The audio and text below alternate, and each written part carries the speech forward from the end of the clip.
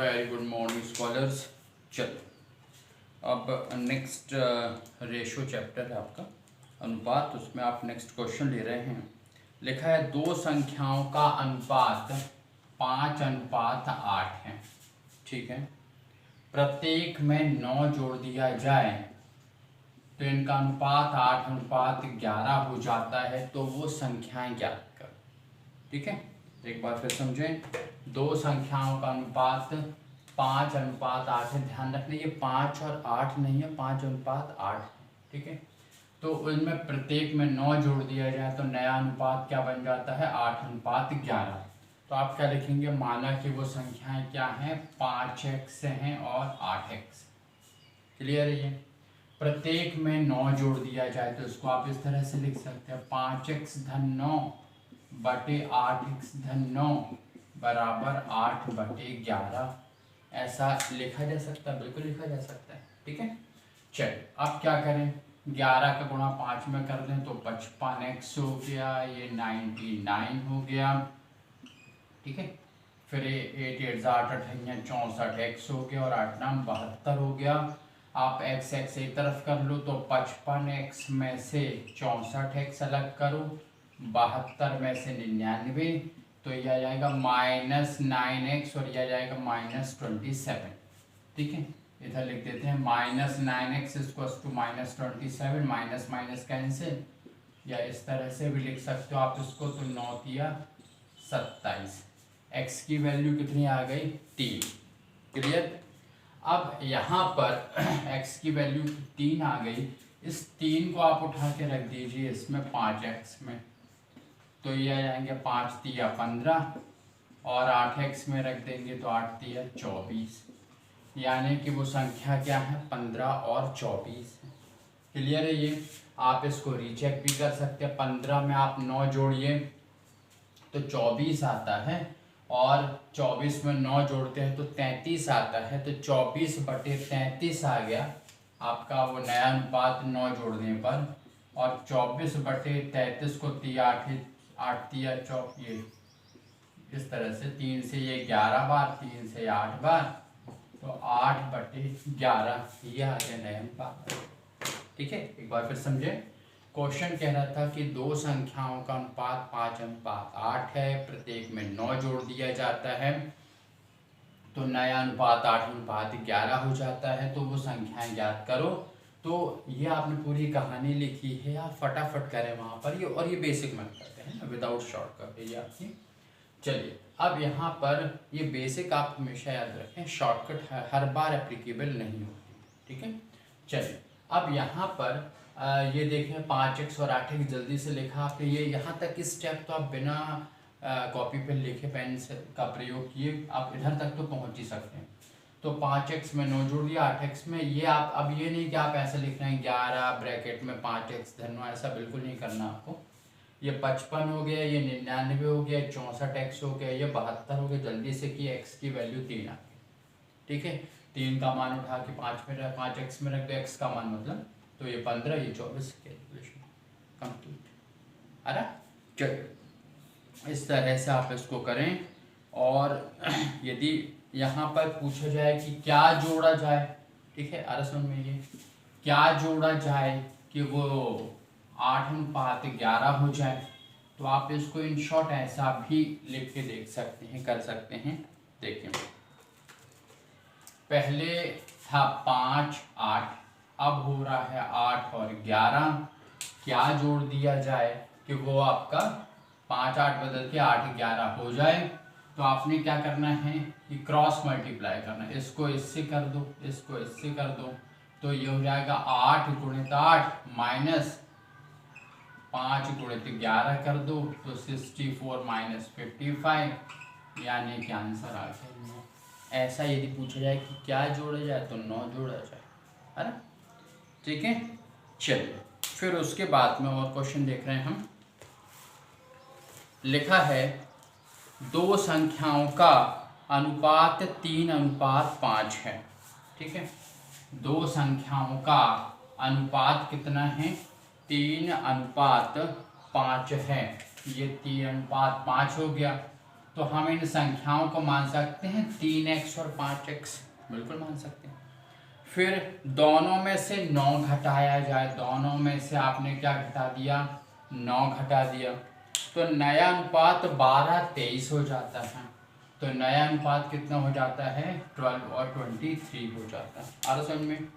चलिए अब देखिए इसको हम कैसे करेंगे। तो 3x minus 9 upon 5x minus 9 इसको 12/23। आ रहा समझ में?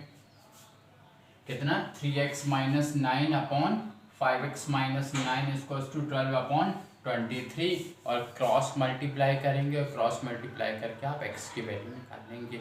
जो x की वैल्यू आई वो 3x और 5x में रख लेंगे। आ रहा समझ में? चलिए तो इस तरह से इस क्वेश्चन को आप करेंगे, और इसका आप एक मेथड और देख सकते हैं। ये आपकी बेसिक मेथड है, ये आप कभी नहीं भूलोगे इसको, ठीक है। आपने जल्दी से लिखा कि माना संख्या है वो 3x या 5x है, जो अनुपात है। अब ये x कैसे आता है, पहले आप इसको थोड़ा सा और कन्फ्यूजन हो यदि तो आप समझ लें। देखिए जैसे कि यदि मान लीजिए लिखा है कि वो संख्या है 3:5 में, किस में है, 3 और 5 में है, तो वो हो सकती है 33 और 55 हो सकती है, ठीक है। 11 या 33, 11 5 55, क्लियर है ये। या फिर 12 से 10 से कर लें, तो 10 या 30, 10 × 50। तो आप क्या कर रहे हैं, किसी ना किसी संख्या से आप मल्टीप्लाई कर रहे हैं ना, लेकिन हमें ये तो पता नहीं है ना कि वो कौन सी संख्या, भाई तो प्राप्त करना है आपको। तो आप क्या मान लेते हैं कि भैया जो 3:5 है इसमें x के गुणा कर दूं तो वो संख्याएं हो जाएंगी। तो ये मान लेते हैं कि वो संख्याएं 3x और 5x।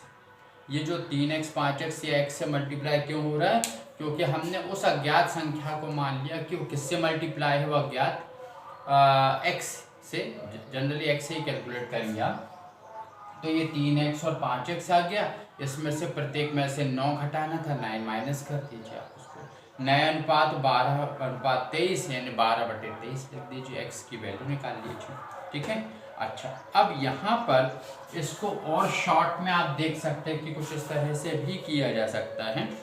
इसको ऐसे समझो, देखिए यहाँ पर 3:5 में थी पहले वो संख्या है, अब क्या हो रही है 12 और 23 में हो जाती है, क्लियर है ये। और क्या घटाया जाए, तो 9 घटाया जाए। आ रहा समझ में?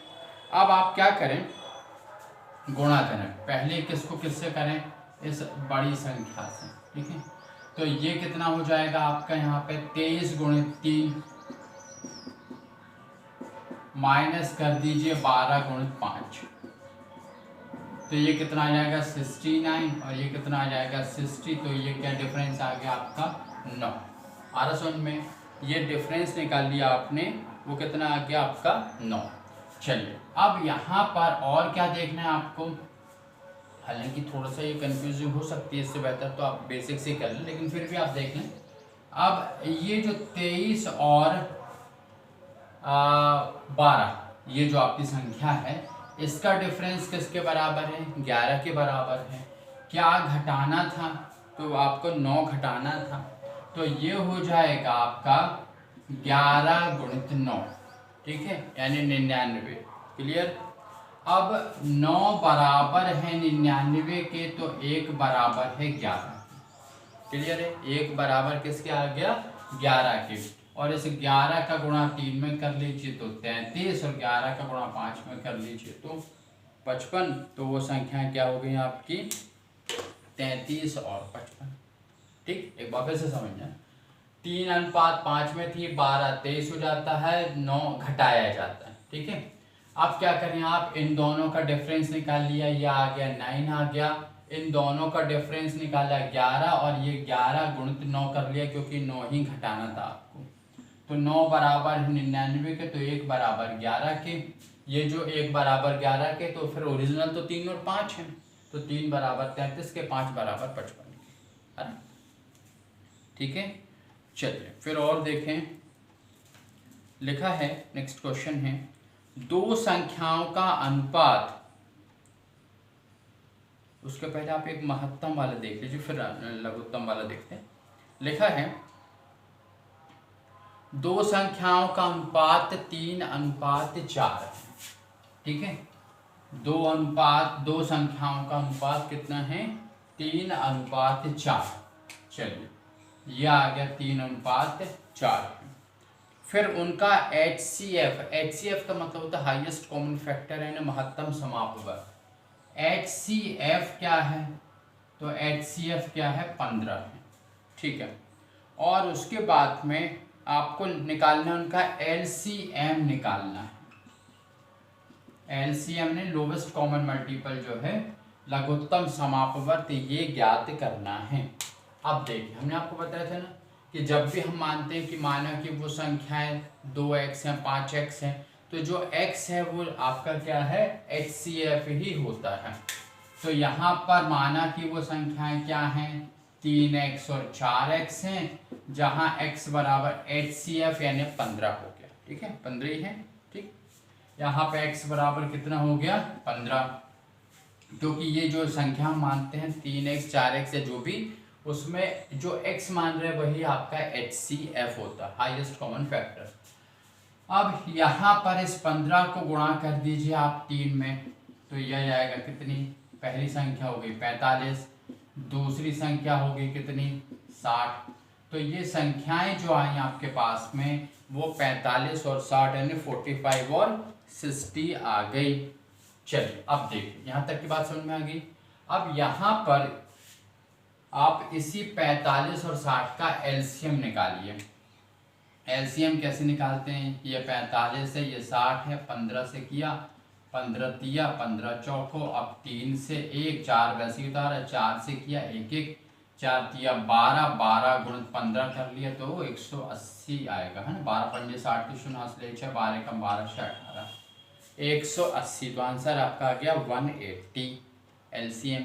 और यदि आपके LCM निकालने की प्रैक्टिस है तो आप ऐसा भी समझ सकते हैं, 45 और 60 ऐसी कौन सी संख्या है कि जिसमें दोनों का भाग चला जाए? तो 45 का डबल करो 90, तो 90 में तो 45 का भाग जाता है, लेकिन 60 का पूरी बार भाग नहीं जाएगा। 60 का डबल करके देख लो 120, 60 का तो चला जाएगा लेकिन 45 का नहीं जाएगा। चलिए, 60 का 3 बार गुणा करके देख लो तो कितना हो जाएगा? 180। 180 एक ऐसी संख्या है जिसमें 45 का 45 दूनी 90 और 90 दूनी 180, यानी 45 का 4 बार भाग चला जाएगा, तो 180 जो है। तो आप यदि इतना भी नहीं करना चाहते तो आप ऐसा कर सकते हैं, लेकिन आपको लगता है वो थोड़ा सा टाइम कंज्यूमिंग है क्योंकि दिमाग को दौड़ा रहे हैं आप, तो बेहतर है कि बिल्कुल देसी तरीका आप ऐसा लिखें जो आपने बचपन में भी किया है, 45 और 60 लिख लें। फिर इस तरह से ये तो बनता है आपका, जब तक कि लास्ट में एक एक ना आ जाए आप कंटिन्यू करते रहते हैं। जिसका एक आ जाता फिर उसको वैसे लिखते रहते हैं, बाकी का जो बचा हुआ उसको एक तक पहुंचा देते हैं। आ रहा समझ में? ठीक है, चलिए, तो ऐसी बातें आपको बहुत कुछ है आपको हर चैप्टर में बताने के लिए, इसलिए ये छोटे छोटे आपको ये टीचिंग वीडियोस हैं बहुत काम के, और इस तरह से हम बातें समझें। ठीक है, थैंक यू।